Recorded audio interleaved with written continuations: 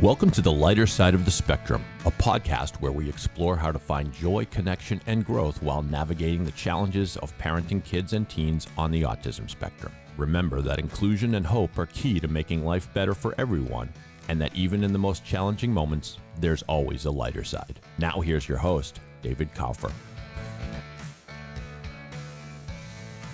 All right. Welcome to the David Kaufer podcast, Lighter Side of the Spectrum. I am super excited to be getting this project off the ground. This is something that's been in the works, in my mind at least, for a long time.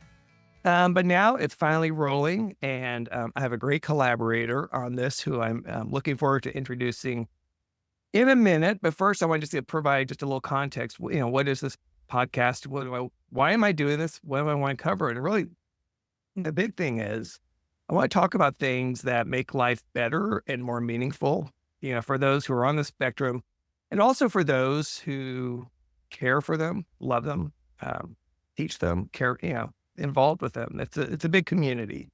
And my experience comes from being in the world of autism now for nearly 16 years. I thought about it. I've spent nearly thousands of hours researching, networking, meeting people, in all different capacities, So, as David, my guest said, for better or for worse, I'm kind of an expert now on being an autism parent. Naturally, I'm a curious person, fortunately. So I've enjoyed a lot of this process.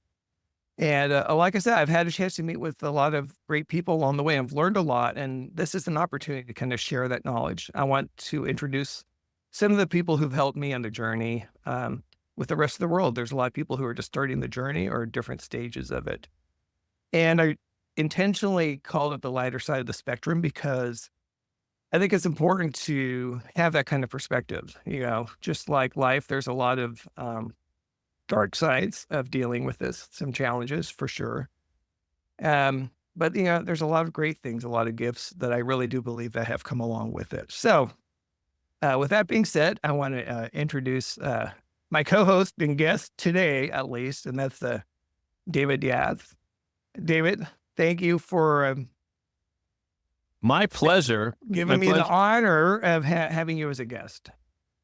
My pleasure. They say when you start a podcast, start low, set the expectations pretty low. So have on any old joker who can come on and regale you with for a few minutes. But kidding aside, I'm delighted and honored to be here. And as you'll get into, when we met, we quickly discovered we're both part of the club that no one wanted to be with, right? That's what they say, to have a child with autism. And yet, I always find it fulfilling and meaningful to have conversations with other parents because it's not all bad. There's a lot of great stuff too that comes with the journey. There is. Yeah, absolutely. There's a lot of stuff. And like you said, it is a club. It's a special community. Classic case of, again, you don't know what you don't know. Right. And unless you've been in someone's shoes. And I know, right away, right. We bonded almost instantly, with our first conversation. And, I want to take this opportunity for you to give a little shout out to the podcast, how I found you, and kind of, talk about that just for a minute. And then we'll kind of get into autism dad world. Sure. These other topics I'd love to talk about. Well, to set the stage, full disclosure, in addition to being the first guest on this podcast, I am helping David produce this podcast through my company, the Boston Podcast Network, pod617.com. Okay, end of plug. But we were acquainted and first got connected through a podcast that I do, which is a big waste of time. No, it's a music. It's a music from that. It's a music podcast that is myself and my old college roommate Milt are very proud of, and it's called Past Tense. And we take the time machine back. Here, you want the time machine sound? We gotta get it in there. And then we say, all right, we're going back to 1978 to look at what the top 10 songs on the Billboard chart were that day. And then we talk about them. We play little clips. We have a lot of fun. And it's been a lot of fun connecting with people that sort of grew up with the same music. And if you're a music fan, I don't need to tell you that a random song you hear that you last heard in 1987 brings back memories. It's fun to talk about. It's fun to talk about the songs that we love, the songs that we have no idea how they ended up on the top 10 because they're horrible. There are a few of those. And David, you were kind enough to reach out and give me some terrific feedback on a show. And I couldn't have been happier to hear that your sons had been drafted into the Past Tense fandom. So thank you for recruiting a couple of new listeners, which is fantastic. Well, I wouldn't have done it if I wasn't confident that they'd like it, right? And as I shared with you, we actually, listened to it as we started off a road trip to Montana. This was going to be an 8-hour one-way journey for a Pearl Jam concert, and it was such a hit. They said, "Let's just keep it rolling." So we listened. We listened to it all the way. Total of 17 hours there and back. Unbelievable.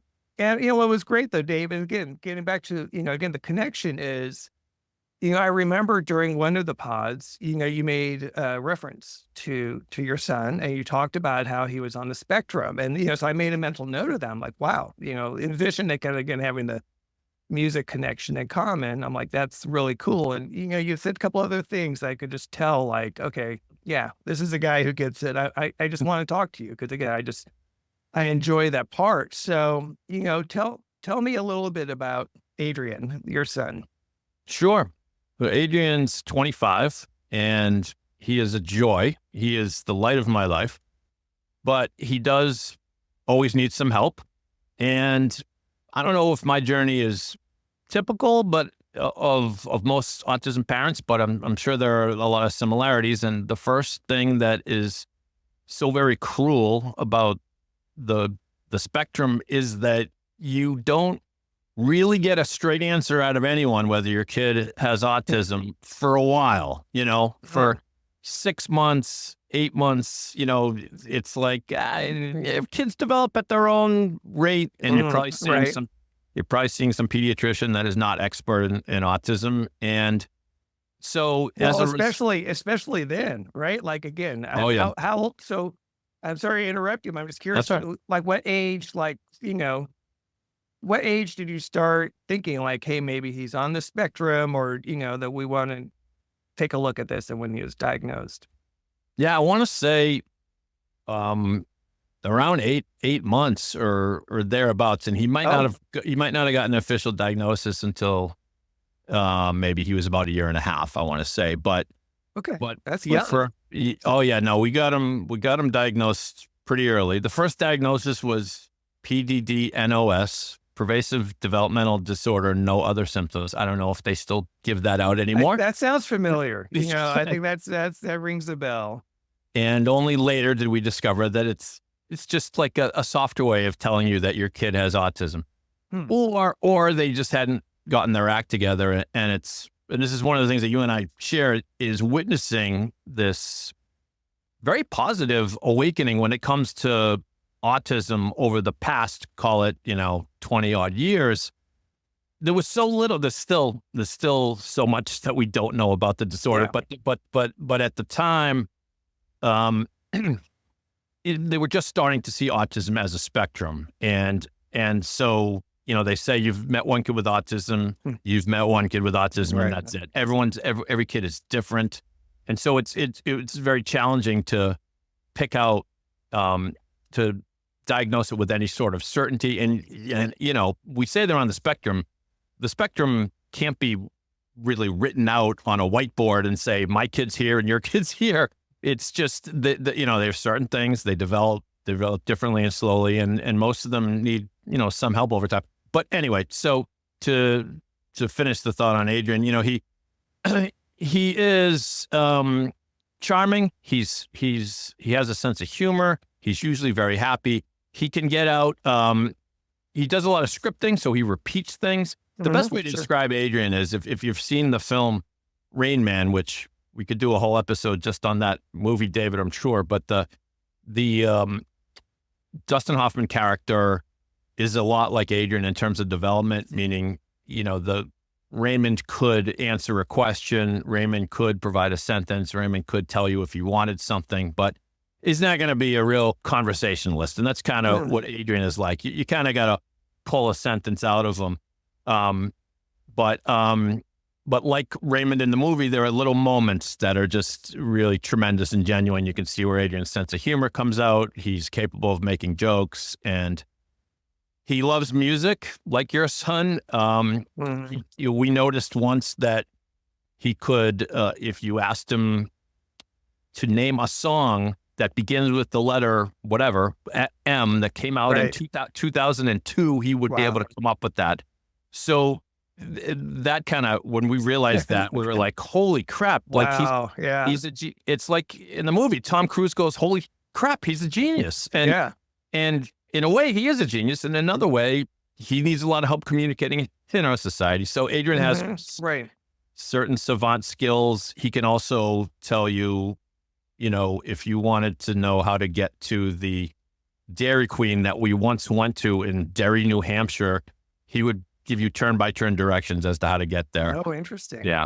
And so to finish the thought, I know you'll have more questions, but we, it like many parents went through kind of a torture, wondering what he was going to turn out like, when we first had concerns right up through maybe age 8 or so, because, they constantly tell you, well, a child is capable of making leaps forward. Some kids lose their diagnosis.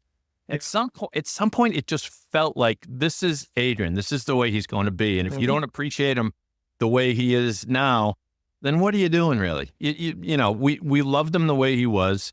And at some point, we just kind of stopped worrying about what he might become. And that's the best advice I give to parents when the kids get diagnosed is, enjoy them for what they are, because they're great. That's great advice. Because that's true. And here's what makes it so interesting, right? So I saw a great visual. You're talking about the spectrum. Like you said, you can't whiteboard it. I saw a video not long ago where a woman used like a gas stove, like a 5-burner stove. And she said, now imagine like all these like different burners or different elements, like emotional regulation, communication, sensory input, whatever, like, all these things that kind of make us human, right? And, when you're talking about someone who's on the autism spectrum, right? Like you could have someone who is really sensitive, like you could turn it up really high, could be really highly sensitive in one area, but really low in the other, really strong in communication, really great creating, right? Just like people in certain ways. And that's what makes it so interesting. And like I said, in certain ways, even though there's a lot of overlap between what we've talked about with Adrian and Stone, my son, it's kind of funny because what's different is that, for the longest time, because Stone was a non-speaker, we felt like he was really just kind of trapped in his head. And there were a lot of challenges because he has apraxia. So there's a lot of, brain-body disconnect, things that he can't control, like things that we understand more now, since he's been able to start communicating the last 2 years. But so like, in our case, like I said, when he was in elementary school, we were kind of being told like, this is the ceiling. Like we're being told, and really, we didn't believe it, right? Like, cause we knew, cause there were enough signs that he was able to show because he is so smart that we knew that there was more in there. Right. And so, and that's what's kind of like been this huge, like, 180 turn since he started communicating, is this jump from his intensive ed program where he was literally counting beads, stacking blocks, counting things. I mean, just ridiculous in high school, right? To literally, we just got back now from school. He's now in age appropriate high school, and he just took a high school geometry testing at 80%, wow, without ever having formal math education, in the education system. So what was your listeners need to know, David? I haven't really told my story. But at least tell us what that turning point was, because you just described a kid who went from being, nonverbal to a point where you were able to unlock a lot within Stone. So if you don't mind, share that. Yeah, no, I'd be happy to. And then, Yeah. this is the perfect opportunity to do it. And I'm sure I'll have a chance to do it more, but really, Right. the long story short, as I indicated, again, he was, nonverbal, or again, the terminology now they prefer is non-speaking, because Mhm. nonverbal, implies that they don't have language. And as what we've learned is they do have language. They can't get it out. Right. And so, like I said, it was just a little over 2 years ago. A friend of mine from Portland, old college friend, called me, and she happened to be friends with a guy who wrote a book who had a son very similar to Stone. And so she'd been kind of tracking both of our progress through Facebook and just over the years. And he wrote a book about how he had this communication breakthrough. And really what it came down to is the methodology called spelling, or spelling to communicate.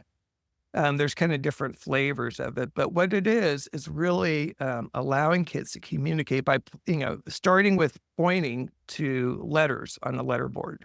Mhm. And they start with large letter boards, because what they've discovered is it's not a cognitive issue with a lot of these kids, such as Stone. The cognitive is there. It's really a motor skills issue. And because of the apraxia, that there's just this disconnect. So the things that we need to communicate, whether it's speaking, right? You think about how many fine motor skills go into speaking that your brain is constantly communicating, or even writing. They're just not able to do physically. But once you're able to focus on like a gross motor skill, like pointing, right? And coaching that, it's just, think about golfing or sports. I know that you play baseball, right? Think about Yep. the batting cage, like just taking those cuts. And that's really kind of the same principle. Right. So Get those once, reps in. get the reps in. And so we were introduced to it. We flew to San Diego. I was able to talk to the author of the book. The book is called Underestimated by J.B. Handley. Cool. Life-changing, right? He said, here's the best practitioner you need to go see DM in San Diego. So we went there. She had a program. We did 6 sessions over 3 days. And within the first 10 minutes of the first session, Dave, I was just already blown away. It was unbelievable. He was doing it. They do it in a series of kind of like these lessons. So they read a lesson, then they ask them to spell certain words, and then ask kind of basic questions. This is really the beginning stages. And with Stone able to do that, I was just floored. I was able to sit in the back of the room and just kind of observe. The real mind-blowing part about it was not just that he could spell the words, because again, that was kind of new. Yeah. He started answering questions from the lesson, but then she asked him a question. This was about Benjamin Franklin. And she said, who did we fight in the Revolution? Who did we fight in the Revolutionary War? And I'm sitting there going, again, I know what kind of education he's had, right? Or what. And he sat there, he spelled out the British. Really? And I was like, are you kidding me? Like, so, and then we're off and running. Like I said, we'll be talking more about that in episodes to come. But that was like it. That was like, boom, and he's talked about that moment as well. It's amazing. For years, right? Years, he's been trapped and he, knowing how smart he was, but not being able to show it. Right. And, I've heard those stories from other kids with autism it's why that a lot of autism organizations, they use puzzle pieces or locks or something like the whole thing is it is both frustrating and kind of hopeful that there is so much going on in their brains that we can't get out necessarily in traditional means. Right. So, which it's kind of like, again, I feel like, again, it's been this incredible gift now that we've been given, and that Stone's able to give us, and now that we communicate, and this insight into the mind, learning about that, because I feel, and again, through the spelling community, Facebook groups, all this, right? Again, like I said, the other people I'll be introducing, other spellers, these non-speakers. One thing that, like I said, it's just this incredible world. I feel like it's just this really cool, interesting, incredibly intelligent community. Like I said, it's almost like, we live in another planet, because but it's fascinating and just so heartwarming. So one of the things that started up, and this is like a benefit of technology, Dave, that's helped, Mhm. is things like Zoom. Okay. So there's like, we learned about, there's a weekly Zoom call for these non-speakers who are Mm. spellers. So they get together once a week, and it's usually 20 to 30 of them, and they're able to use the chat function. And some of them have a communications partner who will type it in, but it's all in chat. On the chat. And Wow. and then there's a moderator who reads it for everyone. She just goes through and just kind of reads the conversation. And it's, oh my God, it's so, What kind of things do they talk about? you know, it just kind of Mhm. ranges on the week. Yeah. Sometimes like there was what, they talk, the first, when they really first started get going, I think what you saw a lot, Dave, was some of the typical, what sports do you like? Just kind of getting to know you. Right. Who likes football? Mhm. Where are you from? Sort of things. And then it kind of evolved into, and you see this now, it's just this genuine appreciation of friendship. They all talk about how grateful they are to have each other and have this opportunity, how lonely, they've all been alone Yeah. in their Mm. minds and now they have a chance to get together and just hang out, right? With Mm. other, mostly guys. They want to get some gals in there. They've talked about that. They need some women representation in there, but Well, it's, the math favors the men for it whatever reason. does. It does. Yeah. Yeah. It's a little bit like, like a sports bar, right? Yeah. Back in the 80s, right? Like a lot of guys, not too many women there. Yeah. Yeah. Which I don't think the top people know why that is right now. But the math, what I was referring to is the math bears that Right, out. right. That are there twice as many males that have autism than females? I think It may be even more than that. even more than that, maybe. Yeah, Yeah. the ratio may be even greater, which, Yeah. that's something else I'm going to want to talk about. Like I want to talk, Mm. because I know there's some unique challenges for the women, the girls and Sure. the young women who are on the spectrum because of that, right? Like, Yeah. because it's so, skewed towards boys and men, that consider it such a guy thing. I think there's some unique challenges that they face that I think will be interesting to talk about too. Mhm. I mean, one thing you pointed out there is interesting, that it's nice for them to have friends because it can be lonely without something like that. And that's just tremendous and heartwarming, of course. I know that Adrian sort of considers that he has certain friends, but it's not necessarily friendship in the same way that a typical person would.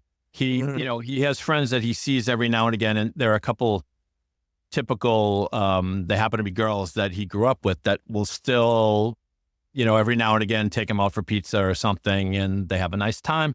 And he'll talk about that for months afterwards. And so That's he, so great that they do yeah, that. yeah. And then, there are the people that he sees during his normal course of the day. Adrian works with some help through a program near where we live. And so these people are in his life, and it's just the concept of friendship is just not going to be the same because the communication just isn't necessarily there. But don't mistake that for that the kid isn't noticing the other people around and what they're like, and knowing things about them, because they do. It's amazing how much, I'm sure you've noticed this with Stone. It's amazing how much they remember and take in. And you think that they're spacing out and like just only on their iPad or whatever they're doing, but no, they're paying attention. That's a great point. Yep. And again, something else that I've learned more so, like I said, because of, since Stone's been able to communicate, is that exactly that they're taking in everything, and especially again in the non-speaking world, because they kind of have to, right? Yeah. Someone's kind of used the analogy, and they're not sure if this has been proven scientifically, but they talk about kind of like if you lose one of your senses, how other senses become heightened, right? Like, Yeah. so, there's a kind of a theory that if you're, a non-speaker, if you're unable to communicate, you have to find ways to communicate in a nonverbal way, right? But also just to find out what's going on. Like, you can't ask questions. Right. Yeah, right. Yep. You find out different ways. You Yeah. find out different ways. And so, like, if it's so in Stone's case, he's told us, I mean, he was listening. He'll be in another room. He may be, he's down. We have a 2-story house, Dave. He's probably listening to me, at least. Obviously, I have the headphones on now. I Yep. told him about the podcast, but he's probably listening and will be able to tell me what we talked. It's crazy. Like he's been I'm laughing at the same thing. Adrian will be completely across the room, and it'll usually be something about the schedule. Like I'll get on the phone with someone or mention something to my other son, like, oh yeah, well, I guess we're going to do that at 8:30 tomorrow morning. And all of a sudden you'll hear Adrian pipe up, what's happening at 8:30 tomorrow morning? wait, you were listening. Wait, you were listening. Yeah, exactly. It's like, how did he hear that? It's like, no, if it's something involving something he cares about, like his schedule, like a lot of kids with autism, you said he's pretty routine driven, right? He's kind of falls into that camp in terms of. Yeah. And he's capable of changing, but on any given day when we're talking, he's often talking about what we're going to do the next time we're together. And he likes confirming these things with me because it gives him comfort. Dad, on Sunday, he doesn't call me Dad, he calls me Dave. Dave, on Sunday, we're going bowling at the Westgate Lanes, and then we're going to go see the movie at the Randolph Movie Theater. And oftentimes we're doing something similar to what we did last week, and so yes, he needs to kind of confirm those things over and over again. And then, but he likes trying new things too. I take him to concerts and things like that. But yeah, the routine I think is of great comfort to him, so. I hope you're enjoying the lighter side of the spectrum. So far, we're commercial free, but if you're finding value here, one way to support the show is by considering me for a speaking engagement. I speak on unlocking potential, whether it's for individuals like my son or for entire organizations. I also offer fractional CMO services for businesses needing strategic marketing support without the full-time commitment, drawing on over 35 years of experience in marketing. My agency has helped companies and healthcare practices increase their value, grow, and even prepare for acquisition. To learn more about my speaking topics, visit davidkaufer.com. Or if you're interested in our marketing or fractional CMO services, check out kaufermarketing.com. If you're enjoying this episode, please leave a review. Your feedback means a lot, and it helps me make this podcast even more useful. Lastly, don't forget to share it with anyone who would appreciate the insights and stories we're sharing here. Thanks again for listening. Have you done, so again, I know, like I said, that in addition to music, you're a sports guy like me. Have you guys done Special Olympics, or has Adrian been involved in that? Yeah, generally we've had great success with it in terms of a good fulfilling time that he had when he was doing it. He's not capable of the concept of team sports, really. No, I think that's normal. I think. Yeah, but he definitely likes the ceremony of it, the sort of almost pageantry of it. He was on a special needs hockey team called the Boston Bear Cubs. And that's cool. Yeah. And so he would go, and most of the time it was just, kind of a practice and a shoot around, and they might do some games, but really he skates? He ice skates? Oh yeah. They got him out on skates. He figured out a way he could skate, which was hilarious. He basically kept one skate on the ice and moved the other one, to move forward. But right. But that worked for him. And there was in Massachusetts, I should say, in Providence, Rhode Island, is the minor league affiliate of the Boston Bruins, is the Providence Bruins. Okay. And through some deal there, the Boston Bear Cubs got to play between periods of a Providence Bruins game. So, there are 8 to 10,000 people in the stands, and they got announced and they went out there, and I don't know how he still talks about it now and again, but that's an example of just kind of a moment where, or at least for me and Adrian's mom, we were crying, and it was so nice. Yeah. Got a couple of good photos of him. Now he still needed a coach on the ice to point in which direction he should be skating at any given moment. Doesn't matter. But he liked the whole thing, and yes, we've done Special Olympics and track, and he's won some medals and certain. But when you're a special needs parent, you have to kind of throw out the script when it comes to, Totally. is he gonna win the 100-yard dash?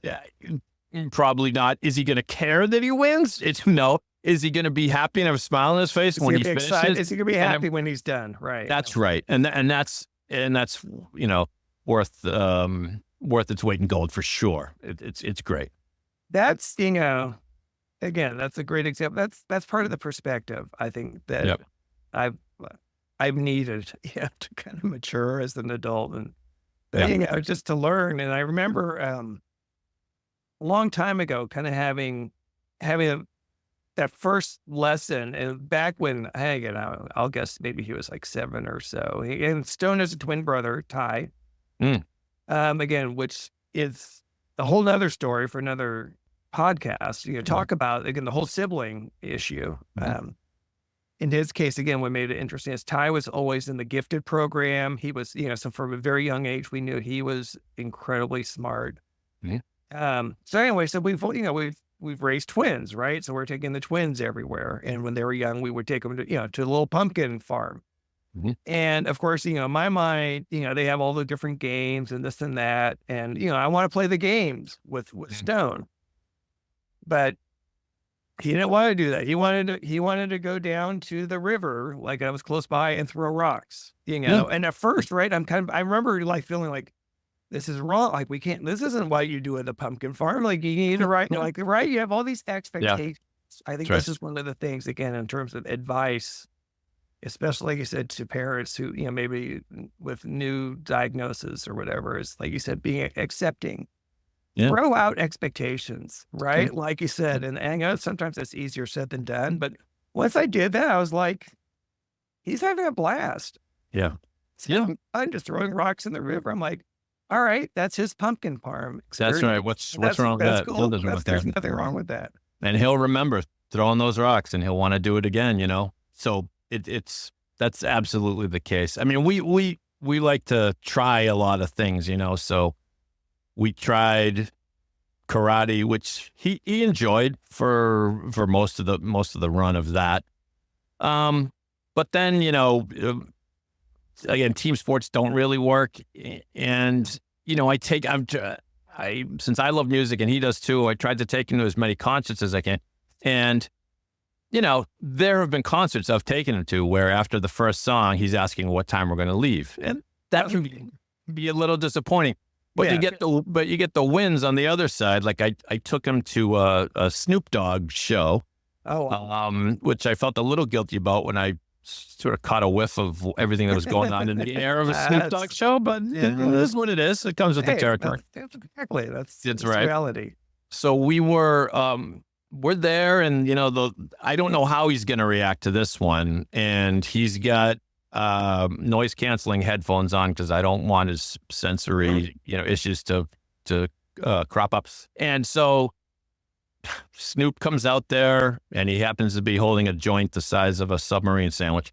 But the music comes on, and Adrian recognizes the music, and I'm looking right at Adrian, and Adrian's eyes get really wide, and he lights up, and he just starts doing this dance. Now it's an autism kid dance, so it's not the greatest dance in the world, but he's dancing. And I'm like, oh my God, he did it. That's what it's all about. He digs the music. I finally did something good as a dad.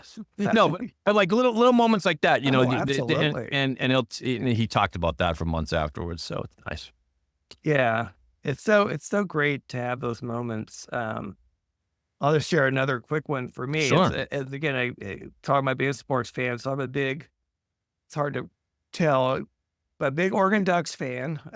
Again, you're on the East Coast, so you don't necessarily have the college football thing that we do here. But anyway, Right.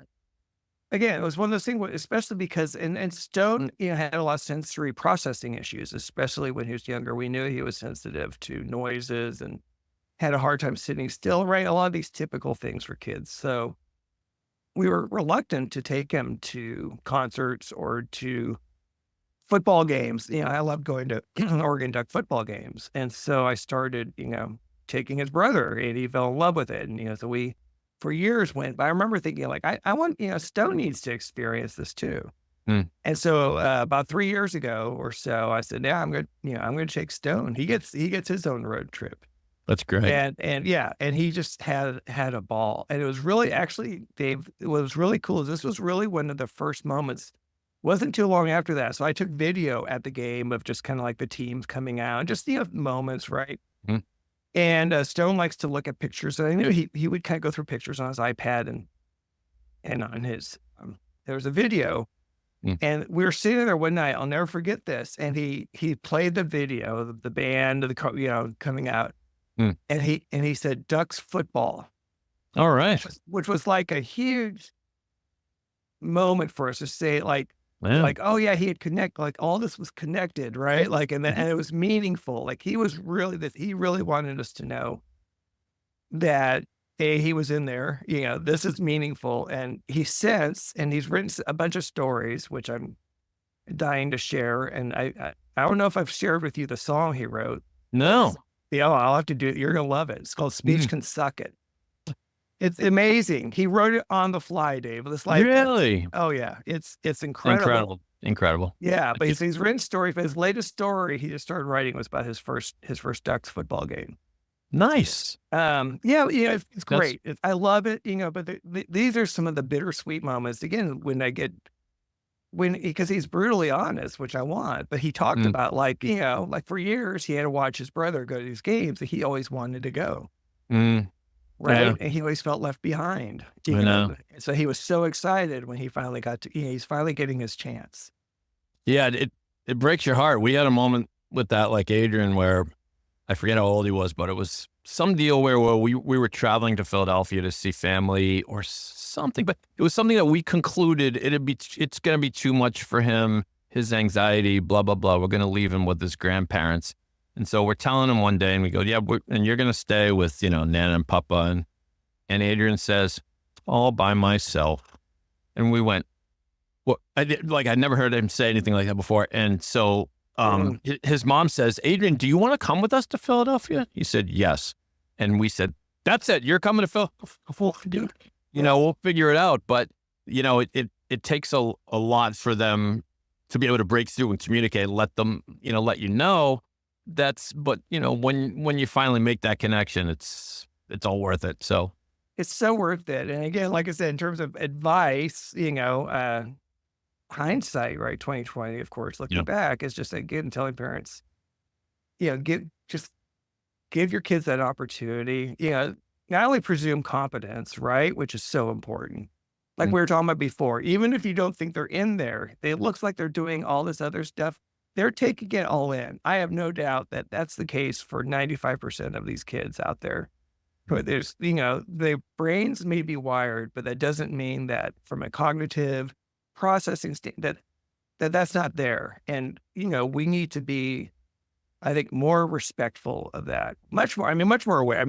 I know that's like an area we really have to improve on as a society, certainly within the education system as well. Yeah. Now, do you think it's getting better though? I think, well, we don't have. It depends where. It depends like in what context. Well, I actually meant in terms of people understanding at least some aspects of autism and respecting people with autism. I do. And I'd be curious about your take there too. I do. Again, we're lucky in terms of where we live. We live in a suburb of Seattle. It's a great community. It's a great bedroom, we always like to joke is, kind of liberal hellscape. So whatever, people are it's right. Very progressive community. And as what comes along with that is, emphasis on inclusion. And, we felt that, in terms of the community. I've never had anywhere I've taken Stone from a young age, and again, fortunately, he never has been one who had like outbursts necessarily, didn't have meltdowns. He's been a very chill guy. Just amazing. And so that's helped too. But, but again, he has his verbal, his scripts and things that, again, outbursts that people will notice, but no one's ever said, it's always felt pretty inclusive. Yeah. I think, it has changed by leaps and bounds in the last, 20 years or whatever. And even if people don't understand it, yeah, I think you're right. I mean, I live in the liberal cradle of liberty of Massachusetts, or for the most part. Yeah. So maybe we're both in happy places, but Right. Adrian developed a habit over the past couple of years of saying hi to everybody. And so we'll go into, I love it. yeah, we'll be walking through a mall and he'll go, hi. And then some kids will walk by and he'll go, hi kids. And I've been, I'm always ready to maybe not apologize for him, but at least jump in if Explain. Right? right. If something gets weird, right? But almost across the board, I'd say probably 80% of people say hi back and smile. And I think most of them know. I think most of them know something's up with him, but they don't. They're just kind of happy. It's a non-issue. Yeah, they're like, exactly. cool. Yeah. Hi. Yeah. Right. Yeah. I've got a really quick story I want to share along those Sure. lines, because this was heartwarming for me. Is 2 years ago, so Stone did Challenger League baseball, which is basically, again, for kids with disabilities of all types, physical, intellectual, or whatever.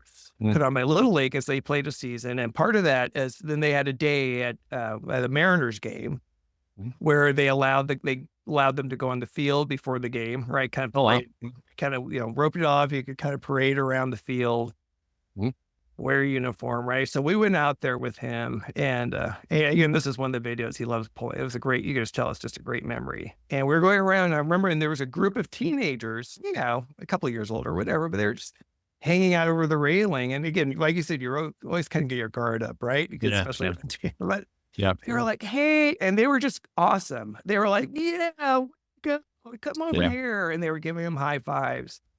And I was like, all right. Gives me a little hope. Yeah. That always gets me. I mean, and the stories are replete with when the typical kids want to be a champion for them, that's tremendous, because it's hard enough being a kid, in trying to fit in junior high or middle school, whatever you are, high school, wherever you are, and to have the heart to stick up for someone that maybe needs some help once in a while, that always slays me in the best way. It's great. Yeah, because we need that. I was thinking about one of the things again that Stone's revealed is, for all those positives, right? They're again, it's not Pollyanna, right? I mean, he's had to hear a lot of negative comments. Particularly at school, right? Again, when I'm not around or whatever, and just again, kids being kids. And what's even worse though is he's told me, Dave, he's overheard teachers saying things, and again, didn't have a way to say anything back, and that's the disappointing part, right? But to his credit, again, this has steeled him so much.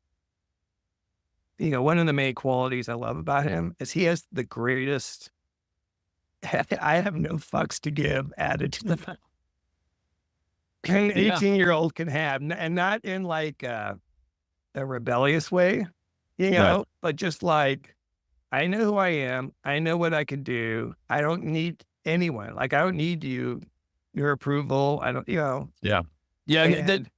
I think that's a common thread in people with autism, is they don't get hung up on the sort of social conventions that we do, right? They really will be honest all the time, for the most part, I think. And that's refreshing sometimes. It's kind of nice. It is. No, it is. And again, I think it is. It's a lesson learned for me. Yeah. Like I said, we do get way too hung up on that stuff sometimes, when again, you're just like, hey, take care of your business, right? Just focus on you. For sure. Yep. And before I have no idea where we are. I know we had a goal of how long we wanted this to go, but one of the things I did want to talk about a little bit, and we touched on earlier, is again, when we first talked, you kind of shared your philosophy about autism, and I wanted you to talk about that. You're talking about my Your theory? theory. Yeah, Oh, your theory. The evolution thing, right? That's what we're talking about? Yeah. Okay, yeah. All right, so it's not necessarily my theory, but it's sort of taking a theory that's been batted around and giving kind of a weird spin on it. But one of the great mysteries of autism is why it is on the rise. And the first thing you learn when your child gets diagnosed and you're trying to take in all this information is that autism historically was misdiagnosed, underdiagnosed. We didn't know it was a spectrum. And so the smartest people in the biz say that, yes, the spike in the cases of autism over the past couple decades is somewhat attributable to that false diagnosis, underdiagnosis, whatever you want to call it, but not all of it. It's still on the rise. I think that's impossible. Right. Right. So they say one reason was the underdiagnosis. The other reason is we don't know, but there's something. And so, some people have pointed to the vaccines. Some people have pointed to other just things going on in the environment or additives or something in their diets or who knows. So the one that sort of interests me is that what if it's actually evolution? Now I'm no Darwinian here, but I know that the way evolution works is that, the giraffes were, they didn't have long necks, but then a couple of mutations happened and you got these weird giraffes with the long necks. And those were the ones that ultimately survived because they could reach the food up there. I don't know what giraffes eat, whatever. Well, okay. So that was the worst explanation of evolution, but that's when we learn this, right? That's what happens. At some point, there's something changes and the strongest ones survive. So it would seem counterintuitive to suggest that autism is evolution because the rise of people with autism, evolution, because these people need a lot of help in our society today, right? So, some of them don't speak. A lot of them have trouble carrying on a conversation, holding jobs, going to school. We know this. However, if you think about it, and I thought about how, some say that, these are the best of times, these are the worst of times. We live in this great great age of innovation and technology and everything. But with it comes a lot of seemingly anxiety, stress, the division in our country, the fact that we hear horror stories now of cyberbullying and things that we never had to worry about before. People's opinions seemingly get the best of them now. People freaking out over some post on Instagram. And now comes these people whose brain is wired differently. And they don't give a shit about Instagram posts. And they don't give a shit about your opinion of this or your opinion of that. Maybe they've got it right. I look at my son sometimes and, it's not that he doesn't have his issues and his bad days, but for the most part, all the shit that I'm worrying about, he doesn't care. He doesn't care about traffic. He doesn't care about being late for stuff. So what if, as a result of all this, sort of stuff we've been cramming in our brains, this information overload age, here comes some people who can handle it. Now, they can't run the country now because they need a lot of help with communication. But maybe that's a little ripple in the pond that eventually will lead to our brains being healthier 100, 1,000 years from now. So that's my silly theory. Who knows? I think it's really interesting to think about, right? Yeah. I mean, again, we don't know. We don't know, but something's going on. There's something going on, right? That's just it. Yeah, that's just it. Well, why not throw out some wild and crazy ideas? Because we don't know the answer yet. So yeah. I mean, I do believe, like I said, going back to again, meeting and being exposed to this community, this amazing community, and just seeing things that they're writing about, and it's just incredible. And to our point earlier, again, their level of observation is astounding, and they have a certain level of wisdom too, right? Because of that, right? They always say the quietest person in the room, right? They're the ones who you should listen to because they're taking it all in, and they can, like you said, they can process all of this. Mm-hmm. Adrian said to me once, "A joke is like a mistake," and I said, "Okay, whatever." But then I thought about it, and I realized what he was saying. And it's actually a lesson that comedians, I think, share with each other. When something is different, that's what makes it funny. I heard, to use a stupid example, like Ellen DeGeneres had a bit about getting a massage. And so she says, so it was the first time getting a massage, and I'm lying down on this massage table. And so I have no clothes on, just a little sheet. And I've got this stranger touching me, which was just fantastic. And because you think she's going to say it's so harrowing and so weird. And it goes the other way. And that makes you laugh. And Adrian hears that, and he says, a joke is like a mistake. And I said, you're right. That's not a bad recipe for comedy. No, that's not. Yeah. So we'll have to incorporate that when we do our stand up. Right. On the agenda. Well, Dave, we could talk for hours. We'll probably, and the thing is, we'll probably do another one. I mean, I think I would, down the road, another topic. There's some areas that I would like to talk about. For sure. Particularly some of the challenges, we didn't get to in terms of the schools, education. I know you had some, legal tangles. Sound like we did. Yeah. As did we. And I think that's, like I said, would be a good topic. For sure. Because again, it's something else, like I said, in addition to, all these other things that go along with autism, education and dealing with the school system, I think is probably top of the list of where I see the most frustration and the most need for help. People, again, I think that's still the hardest part for so many people, right? Especially again, if your options are public school and what's offered there. Yeah, it is never easy. So, and it is like being lost in the forest, because there's not one book you can go to that tells you how to navigate this. You got to pick up little information from here and there. And what did Johnny's parents say? And what did Susie's parents say? Hey, but you gave me a great segue, because there has been a growth of education advocates in this world. And as a matter of fact, it maybe are either the next or in two episodes. A future guest is someone who specializes in this. She's been an advocate.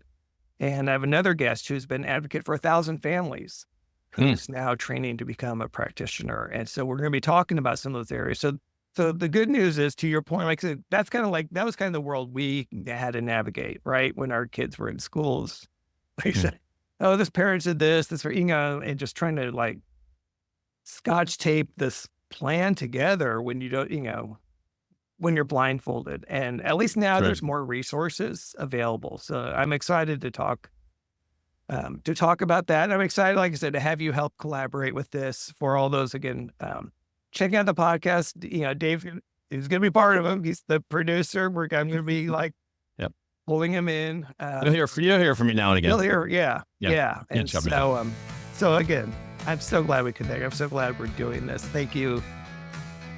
Thank you again. And for those of you watching and listening, hopefully you like the podcast. If you did, make sure you follow us wherever you get your podcasts. Share this with friends. We'd love to see the audience grow. If you have any questions, you can find me at davidkaufer.com.